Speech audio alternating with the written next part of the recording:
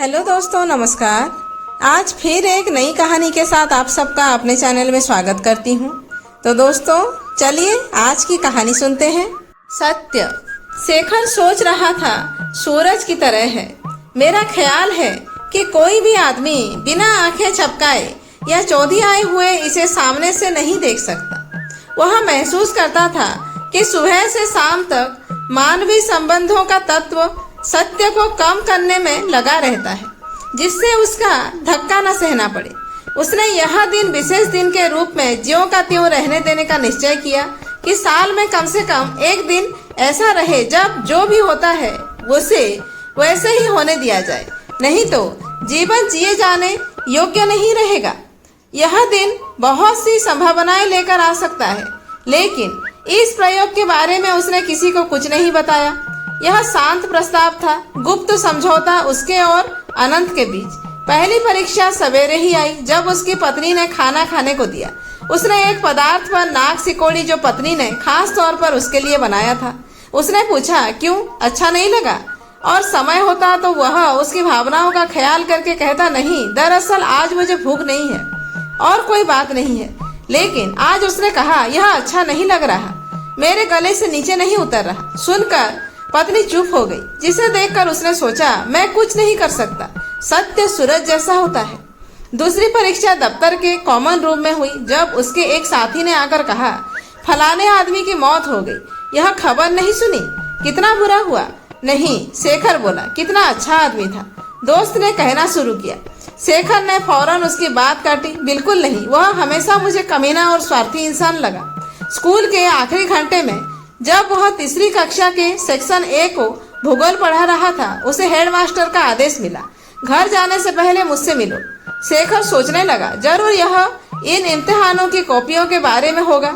100 लड़कों की उल्टे सीधे ढंग से लिखी कॉपियां जांचने का काम वह हफ्तों से टाल रहा था, जैसे उसकी गर्दन पर तलवार लटक रही हो। घंटी बजी और बच्चे क्लास छोड़कर भागने लगे।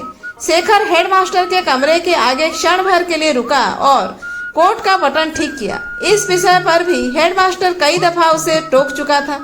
वह बड़ी नम्रता से भीतर घुसा और बोला, गुड इवनिंग सर। हेडमास्टर ने सिर उठाकर हल्केपन से उसकी तरफ देखा और पूछा, आज की शाम आप खाली हो?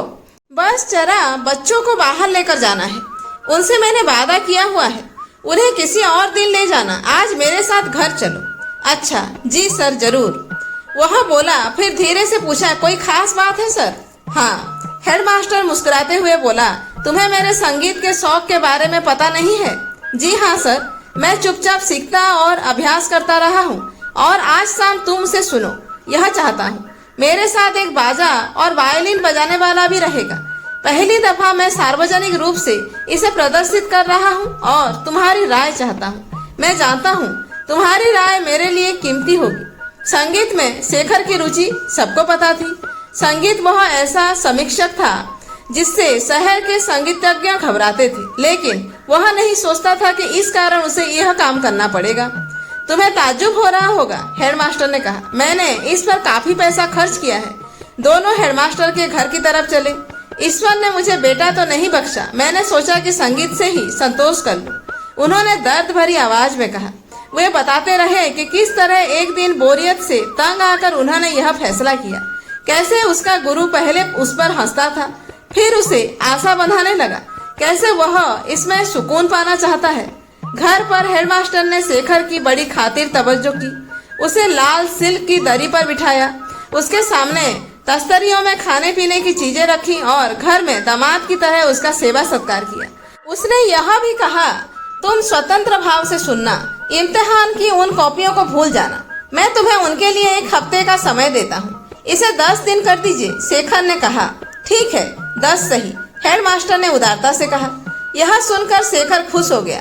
वह 10 कॉपियां हर रोज जांचेगा और 10 दिन में खत्म कर देगा। हेडमास्टर ने धूप जलाई और बोला, इससे सही वातावरण बनेगा। तबला और वायलिन वादक रंगून की दरी पर बैठे इंतजार कर रहे थे।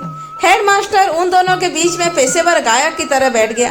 गला साफ किया और पहले एक आलाप किया, फिर रुककर पूछा, यह शुद्ध कल्याणी है ना? शेखर ने सवाल ना सुनने का नाटक किया। फिर हेडमास्टर ने पूरा गाना गाया, त्यागराज का गाना। फिर 2 और गाने सुनाए। हेडमास्टर गा रहा था और शेखर अपने मन में कह रहा था, आवाज ऐसी है जैसे दर्जन भर मेंढक बोल रहे हैं। फिर बैल की तरह गरजने लगता है। कई दफा लगता है जैसे तूफान में खिड़कियां खड़कती हैं। धूप बत्तियां धीरे धीरे जल रही थी। 2 घंटे तक शेखर के कान इन उबड़ खाबड़ आवाजों से बजते रहे और उसका सिर चकराने लगा। हेडमास्टर की आवाज एकदम कर्कश हो चली थी। फिर अचानक वह रुक कर पूछने लगा, गाता रहूं? शेखर ने जवाब दिया, जी नहीं सर, आप रुक जाइए, मेरा ख्याल है यह काफी है। हेडमास्टर यह सुनकर स्तब्ध रह गया। उसके चेहरे पर पसीना उतर आया। शेखर को उस पर तरस आ रहा था, लेकिन उसे लगा कि वह कुछ कर नहीं सकता। कचहरी में बैठे किसी जज को इतनी तकलीफ नहीं हुई होगी। शेखर ने देखा कि हेडमास्टर की बीवी किचन से झांक रही है। तबला और वायलिन वादकों ने चैन की सांस लेकर अपने वाद्य रख दिए। हेडमास्टर ने चश्मा उतारा, माथे का पसीना पोंछा और पूछा, अब बताओ तुम्हारा मत क्या है? शेखर ने टालने की कोशिश की, कल बताओ तो कैसा रहे? नहीं, आज और अभी मुझे तुम्हारा मत जानना है। सही राय देना, मैंने अच्छा गाया? जी नहीं सर, जवाब आया। ओह, तो मैं अभ्यास जारी रखूं? बिल्कुल नहीं सर, शेखर ने जवाब दिया। उसकी आवाज कांप रही थी। उसे दुख हो रहा था कि वह ज्यादा मीठी बात नहीं कर सका। वह इस नतीजे पर पहुंचा कि सत्य को सुनने के लिए जितनी शक्ति की जरूरत होती है, उससे ज्यादा शक्ति उसे बताने में लग जाती है।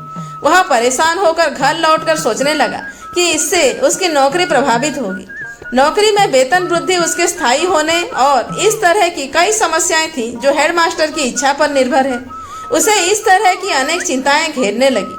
राजा हरिश्चंद्र ने प्राचीन काल में सत्य बोलने के कारण अपना राज्य, पत्नी, परिवार सब कुछ खो दिया था। अब क्या होगा? घर पर पत्नी ने उदास चेहरा लेकर खाना खिलाया।